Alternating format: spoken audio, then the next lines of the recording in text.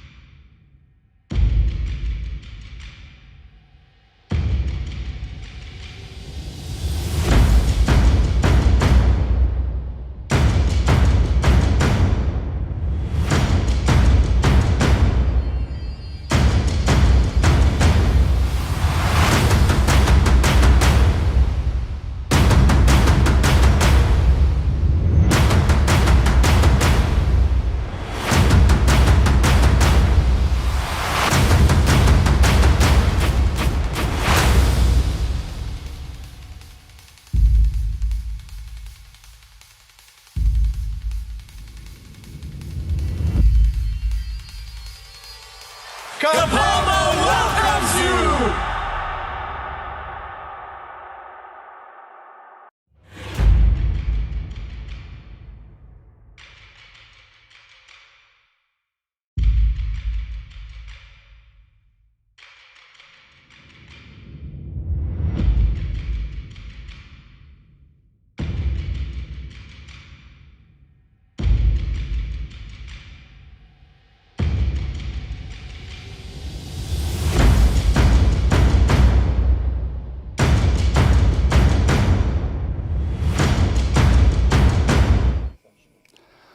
Good evening and welcome once again everybody to the Safari Guide of the Year 2023.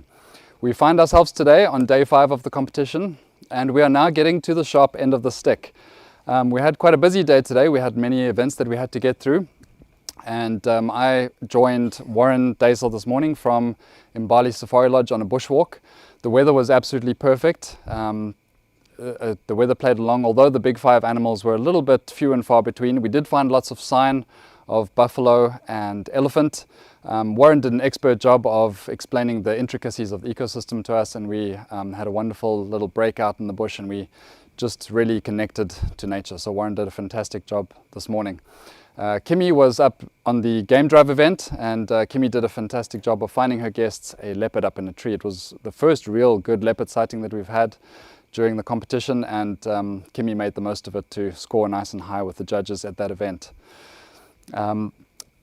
Francois from Namibia, our special invitational candidate from Namibia, was invited to get some time behind the wheel to experience the way that we do things here in South Africa and take some of those skills back to his home ground of Nankuse in Namibia. So we really enjoyed having Francois with us, and we hope that he's enjoying his time with us as much as we are enjoying having him. Then during the middle of the day, when we had a little break, we also had Roger Machin from Canon put together a little birding challenge for the guests that joined us at the competition. It was a very, very tough challenge. Roger made sure to put some very tricky photos, usually the ones that he throws into the bin, he put into this little challenge for us, and we had a lot of fun doing that. Later on in the afternoon, Pines was up on the photographic category, and Pines went and found the same leopard that Kimmy had found in the morning, and I think she put on an even better show. So we absolutely got some just picture perfect images. This leopard was an absolute supermodel. She was turning this way and that way, and she just gave us the most wonderful photographic angle. So Pines used that leopard as the base for his experience, and he just rounded it off with some other wonderful photographs of other animals. This evening we are once again live and interactive, so please do feel free to send through your questions and comments in the section below. And we are going to be joined by Kimmy this evening from Lion Sands. So I'd like to invite Kimmy to come up and join me for, just so that we can get to know her a little bit better before the story that she has to share with us. Kimmy, please come and join me. How are you? Good, how are you? Good. Very good, thanks. Come and join me here by the fire. Thank you. Chilly once again. I see you're in your short sleeves. Yeah, this fire is very warm. It is. It's a nice cozy fire. Yeah. Kimmy, so you and I obviously go a long way back. I mean, I was very privileged to be able to train Kimmy when she first started her field guide journey at the NJ Moore Field Guide College in Marataba in the Waterberg. Yep. So I've known Kimmy literally since day one, from your day one in the bush, and I've watched you grow, and I've seen your journey through this career, and I've watched you mature all the way to the safari guide of the year. It's been a magical journey. It's wild. Yeah, you knew me, I was still wet behind the ears, eh? Little confidence that it has. It has been an absolute pleasure just even being here and having you here. It's a very comforting feeling, I'm not going to lie. So yeah, it's been good. Good. It's been really good. It's wonderful to see how you've grown, Kimmy. Tell us a little bit more about Lion Sands, your home base. What is the reserve all about? What do you find special about it? Absolutely stunning. So Lion Sands, I mean, there's a lot of beauty surrounding Lion Sands, but I think what makes us so lucky is that we actually have access to both the Sabi River as well as the Sand River. So the density of animals there are just so high, and I'm talking about like leadwood thickets as well in the most beautiful drainage lines, and just such beautiful open areas. It's absolutely gorgeous. It's literally a place of magic. Yeah. I was actually there last week, so I can attest to the fact that the animals are just around every second bush. There's something special. Yeah. No, we're very fortunate. Love very it. Cool. Kimmy, so what made you want to become a safari guide? Obviously, I saw you enter the industry, but what led you to that point where you decided that this was the thing that you wanted to do? So, you know, Cameron, it wasn't like an exact moment of inspiration. It was more something that happened to me at the right time in my life. I made the big choice to say goodbye to the corporate world. It was something that I just basically started doing right after high school, and one day decided that it just wasn't for me anymore. And I wasn't 100% sure what I was supposed to do. I always knew that I loved nature. I just didn't know how to get there. I wasn't sure of that. And so I decided to take a sabbatical, just disappear, figure out what Kim wants, and was supposed to be a year. It turned out to 3 years in America. And literally, as I got back from the States, a welcome back home gift from the family was a weekend stay at Maratava, out of all places. And when I say like the stars aligned, that was the moment for me, because as I arrived there, it was just like light bulb switched on. It was like, this is exactly where I'm meant to be. And I absolutely haven't stopped since then. Yeah. So it was just the right timing in my life. It's phenomenal. Yeah. Kimmy, so we've seen a lot of transformation in our industry in the last 15 to 20 years. When I started guiding way back when, I don't actually want to tell you how long ago because I'm going to give away my age, but it was a very dominated male industry, and it still is to some degree, but we're seeing huge steps towards transformation. What are your thoughts on that within our industry? I think it's a great thing. You know, it's natural that, you know, things evolve, evolution, it happens. And one thing, and on that note, one thing that absolutely blew me away today was I'd never seen a female tracker before, ever. And today I saw my first female tracker out on drive. And I actually made a comment to John, who was our guide, to please send her to me so I can just say hello. I'd love to meet her. Only to learn that there were 4 more female trackers here at Kapama. And that just brought so much joy. Like, I cannot even begin to explain to you how happy that made me. Like, just to see that there are other women who have the same passion and aren't scared to be vulnerable and put yourself out there and just make a decision and then do everything you can. So I think it's a great step, and I do hope that more females come out there and just be like, you know what, I can do it. Absolutely. So it's a really awesome thing to see. Yeah, absolutely. So our host sponsor for this year, the Kapama Private Game Reserve, does a huge amount, not only in training guides, but in uplifting people from the local communities, and also uplifting women and helping them to enter an industry that maybe historically has been a little bit difficult for them to do. Absolutely. And I've always asked the question, you know, and it's not a common thing to see, so it really made me happy. So you have a golden opportunity here to really inspire some women. I mean, you know that there's going to be a lot of female guides watching you, and they're going to see obviously you showing, you know, strutting your stuff. And so how do you hope to inspire women in the industry, not only to get into it, but to push themselves to the level that you've managed to reach? 100%. You know, I think at the end of the day, I started with this: to make a decision, decide what it is you want to do, be vulnerable. Be vulnerable, make mistakes, fail over and over and over, but just keep getting back up. And I think a lot of the times, once you realize how tough this industry can actually be, I've seen a lot of women actually fall back saying, you know what, I can't do this, I'm not strong enough for this, I'm not capable. I was like, just get that out of your mind. And it's also about who you surround yourself with in the industry.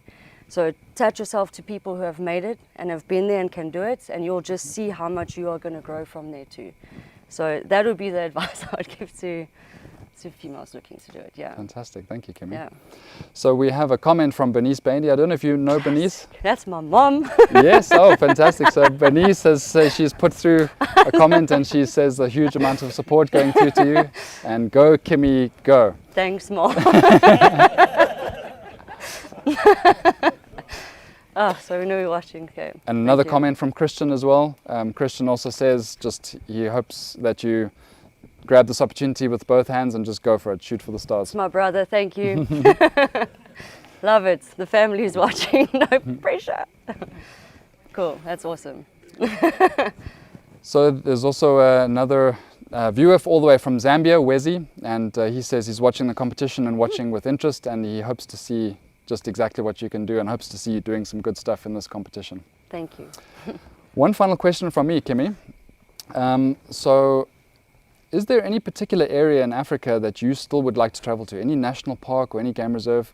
Is there somewhere that's captured your imagination? Obviously you love Lion Sands, but you know, we're adventurers at heart. Field guides have Absolutely. adventurous spirits. So is there anywhere that's next on your bucket list? That'll be your neck of the woods and your neck of the woods. I'd love to go and visit Namibia. More specifically, I'd like to go and see Etosha, see the wild elephants. I always see the pictures and I'm like, geez, one day I'd love to go and see that. So, I mean, I haven't done a lot of exploring of Africa, and I really like, since being here at Safari Guide, it has literally inspired me.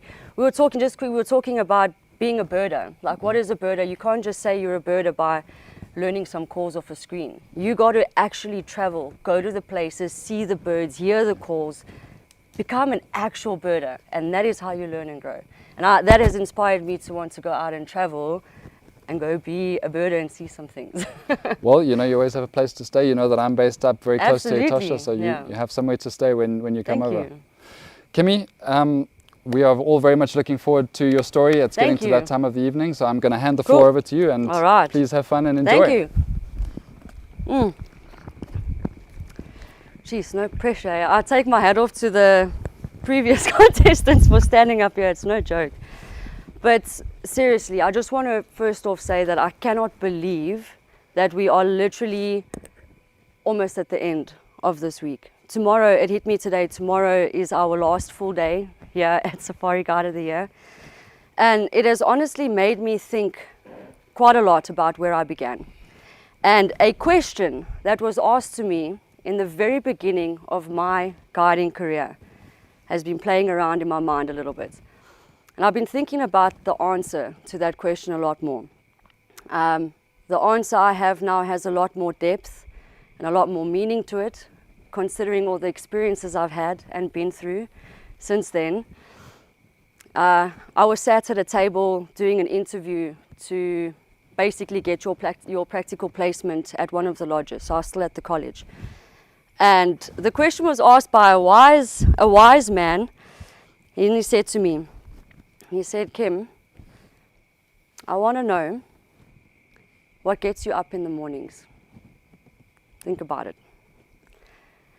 And as I say, throughout my years in this career, my answer has changed. And it brings me back to a story I just recently experienced with some very special guests that flew all the way from America. Classic first timers, never been on safari before. However, they came with a specific dream. They wanted only to see a leopard in the wild. That was it, just a leopard in the wild. The rest was all just a bonus. So upon doing their research, one of the best places to do so was Sabi Sands. Classic. So they arrive, and Murphy's Law, we happen to be going through the biggest dry spells of leopard we have seen in a while. A whole week. I know, crazy. Anyway, they were with me for 4 days. That's all I had with them to make a dream come true. And we were struggling to find these leopards.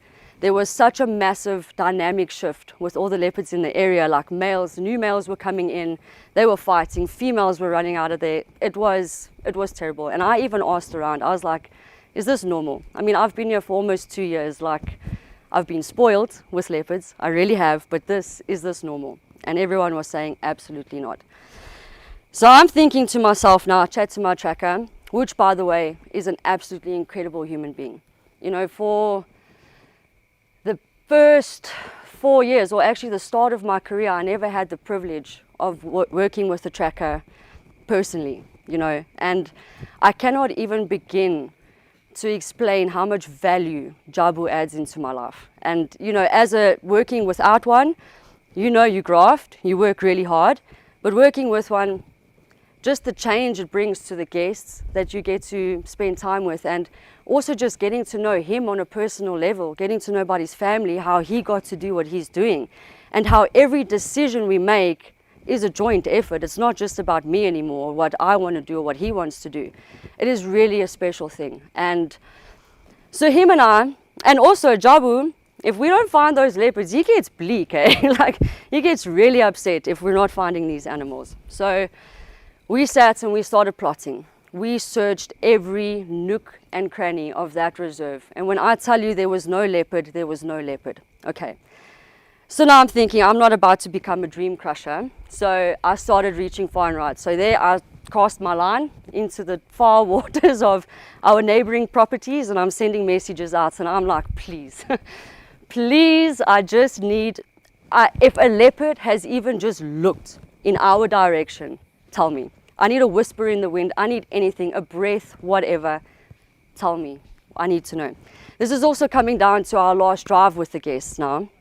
As the last morning drive, they couldn't join us. They had to catch a very early flight to Zimbabwe to go see the Victoria Falls. So it's very typical that guests would leave early in the morning for that. So now the pressure's on. But look, we had incredible sightings before, so we could actually dedicate a day to looking for them, and it was really tough. Now it's coming close to game drive time. We've got about an hour and a half to go. Jabu and I are thinking, yes, we're plotting, we're planning on the map, because we usually plan our routes with the guides beforehand. So now we're thinking, okay, what we're going to do? Get this message in my pocket. I'm like, Jabs, let's check this. And I get a nibble, not a bite, I get a nibble from someone from one of our neighboring properties saying, Kim. And it's even worse because it was like a via the via. It was like, okay, so my tracker told me that his guide's tracker said that he might have seen a leopard track heading in your direction. I was like, you know what? I'll take that. Thank you very much. Apparently it was a track of a very young leopardess that had crossed on the far northwestern side of our reserve. So, and now that, if on Lion Sands, that's like out of the way. Most people stick to the east because that's where a lot of the animals tend to hang around. Anyway, I chat to Jabu and I'm like, are we going to do this? Are we going to do this? And he says to me, he was like, you know what, Kim, all we can do is try. We've seen a lot, we've done a lot, we're going to give this a bash. So I'm like, okay. Get to the car, we're feeling a little bit hopeful, and chat to the guests. And I say to them, listen, we have a nibble. It's not much, can't promise you anything, of course, but we have had great sightings. And I'm talking like wild dog kills, cheetah, which is a very rare thing to see on Lion Sands. So it's not like we hadn't seen things, lions on a kill, lion cubs. It was crazy, but they only wanted that leopard. Anyway, so we give the game plan to the guests and they are absolutely happy with it. They're like, no, let's go. Might I add you, is that we were the only vehicle heading in that direction as well. So we do maximum of 10 vehicles out on our reserve. So you've got 9 vehicles going this way, 1 vehicle. Now you're on your own, man. It's like it's dark waters over there. Anyway, we're trying our best. So eventually Jabu and I get to the junction. It's like a main road over here, and we park the car. And he says to me, we look at each other, we get the nod. We just need to now check the area, scan, and see if there's tracks. Okay. So you tell the guests, you make this thing. It always feels really cool, you know, if you ever worked with a tracker, when you have to climb off and just go check the tracks there, make it look cool. You know, you feel very cool. Anyway, but this is a serious business now. We've got to go and find these tracks. So Jabu goes right, I go left. Car was just there. We didn't go far at all. So I start making my way down. I get to this mitre drain in the road. And I go down and I'm seeing something there. But now I'm questioning every skill I've ever had. I'm like, I don't even know what a leopard track looks like right now. I'm so under pressure. Is that a leopard? I'm like, no, surely. Go back down on my haunches. I'm like, okay, I think that's a leopard, but it could also not be. Is this a hyena? I just didn't even know what a leopard track looked like in that moment anymore. I was like so stressed. Anyway, I called Jobs over. I was like, come here. So while I'm waiting for him, I'm listening, examining this track. There's like this thicket sort of just in front of us over here. And like I hear this very faint sound of like a bone crunching almost. It was just like a I don't know how to make a sound, but it sounded like a bone crunch, but a very quick one. Didn't think much of it. I was like, okay, think about it. Jabu came through and I was like, okay, Jabus, let's have a look. We examined the track. He looks at me and he was like, Kim, this is worth following. Well done. So I was like, okay, but just stop. I have heard something here. Let's just listen. It's that classic moment when you stand there. He looks at me, he's like, no, Kim. I was like, okay, maybe I'm just over hopeful, yeah. Anyway, he proceeds to say my absolute favorite words in the entire world. Whenever he says this, it just makes my day. Grab your shabam, which means grab your rifle. We're going in. So I'm like, yes, love it. Favorite words. Because now I know. Now we're going to go tracking. So we head to the car. Now I don't know, like, if you've ever experienced this moment. All of us watch sport, right? And you all have a favorite team. Right, let's take rugby for example. There's a lot of rugby watchers here. You are now watching your team about to score the most epic try of the century, right? They are coming in for that, like on the other end of the field, and they are making that run. And you are sitting there in the crowd and you're just waiting for that, like, is this going to happen? All right, there they are. Guests in the car looking at you with these big eyes as if you are their favorite team that is just about to score a try, you know, we hope. So we walk up there, we say to them, we're like, okay, we might have a little something here in the sand. I'm going to grab my rifle quickly. Honestly, we're just going to quickly dip in here, just past the thicket. We want to see if this is worth following.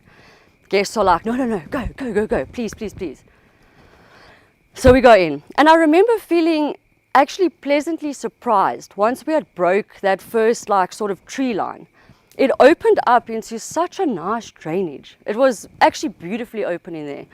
And so Jabu's in front and I'm kind of like pretty close, like right behind Jabu. And as we walked in, there was just this stench of like dead, decaying impala. It stank like carcass in there. Which was surprising because we didn't smell anything behind that tree line. So it must have been blocked by the trees.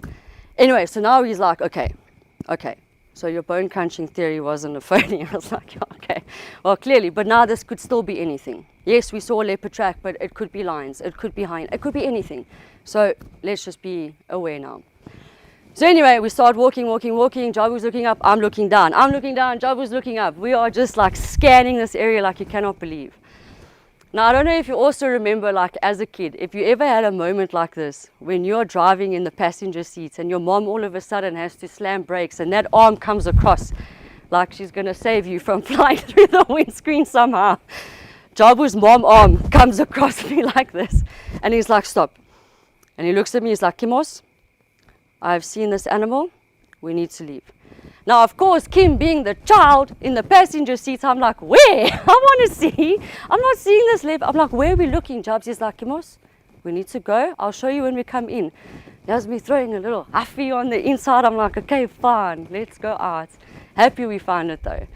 But we leave, we break the tree line, get back to the car, smiles as big as anything, I tell you. As we're walking through there, guests are like nodding, yes, is this a thing? Is it confirmed? And we like give the nod, we're like, yeah, it's a thing. Yo, does that actual level of excitement, not just like, you can feel that just through the roof. So we get on the car, drive in. Now, not only did we find a leopard, and as a guide, it is such a great feeling when you and your tracker are the ones to have tracked and find that animal.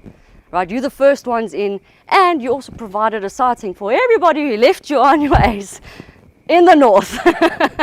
So that's like even a double whammy, you know. Anyway, so we make our way into the sighting, and it was absolutely incredible. We managed to come around, get a nice view of her. She was in this beautiful scotia tree, and she was actually feeding on a duiker, surprisingly enough. Legend has it that this specific female has actually taken down baby zebra before, so she's a wild one. Anyway, so we get in there, we're viewing this beautiful creature just feeding on this duiker in the most beautiful setting. And we probably sat with her for like half an hour, and I was like, oh, I should probably call this in at some point, you know. Anyway, the vehicle was so quiet. And I remember turning around to look at my guests. And when I say there were smiles that were stretching past their ears with tears just flowing down their cheeks. That was the look of a dream come true. That look on their face was the look of something that they had wanted and have actually seen and witnessed. It gives me goosebumps even just thinking about it. And mornings, that feeling. And you know, you think about it throughout your career, you have so many of those little moments that you can't actually keep count. And it's such a fleeting moment. But if you manage to catch one of those moments and remember it, that is why you get up. And it also got me thinking, because I apparently do a lot of that this week. It also got me thinking that, you know, there are a select few people on this earth that have been called to serve. And whether that be serving each other, serving nature, serving our planet, serving our guests, we are the lucky ones that we get to do this. It's really. And so I want to leave you tonight with that thought. What gets you up in the mornings?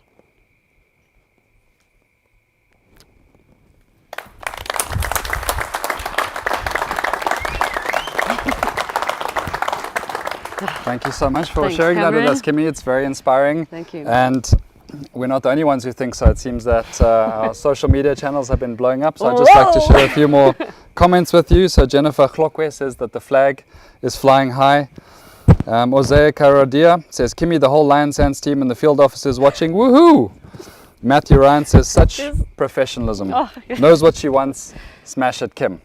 So we wish you the best of luck for the rest of the competition. We do have one final day. We will be doing the advanced rifle handling component of the competition tomorrow morning. It's a very, very exciting event. There's lots of loud bangs and lots of smell of gunpowder in the air. It's a very exciting event that we're looking forward to tomorrow. It will be the last chance for our finalists to show the judges just what they are made of. Please do remember to follow us on our social media channels. We are on the handles of the Field Guides Association of Southern Africa and the Safari Guide of the Year. It is a little bit of a longer broadcast tomorrow night. Obviously, we have a lot of events to announce. We have all the winners and the runner-ups. And of course, we will be announcing who is the Safari Guide of the Year 2023. So we are going live at 6:30. Please do join us. And we'll be seeing who will dream it, guide it, and win it. Have a wonderful night, and we'll see you again tomorrow. Thanks, Cam.